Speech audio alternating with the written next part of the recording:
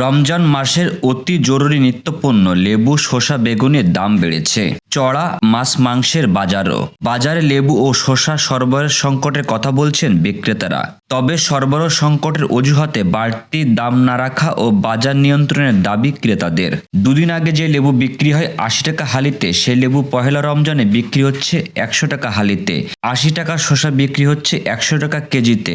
বেগুন বিক্রি হচ্ছে ১০০ টাকায়। বেড়েছে মাংসের দামও। সোনালী মুরগি ২৯০ টাকা, লেয়ার ৩২০ টাকা। ৫০ টাকা বেড়ে দেশি মুরগি বিক্রি হচ্ছে ৬০০ টাকা কেজিতে। বাড়তি গরুর মাংসের দাম। মান ও দোকানভেদে প্রতি কেজি গরুর মাংস বিক্রি হচ্ছে ৭৫০ থেকে ৮০০ টাকা কেজিতে। অন্যদিকে মাছের বাজারে কিছু মাছ বাদে অধিকাংশ মাছই বিক্রি হচ্ছে আগের দামে। চাহিদার শীর্ষে থাকা রুই, কাতলা, মৃগেল, গ্লাস কাপ, পাঙ্গাস, তেলাপিয়া এসব মাছের দাম কেজিতে ১০ থেকে ২০ টাকা বেড়েছে। দেশি জাতের মাছ চড়া দামে বিক্রি হচ্ছে।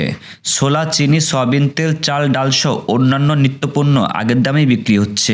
মিনা বিশ্বাসের তথ্য এবং সাজ্জাদুল কবির মিটনের ভিডিও চিত্রে। ডেস্ক রিপোর্ট, গ্রামের কাগজ।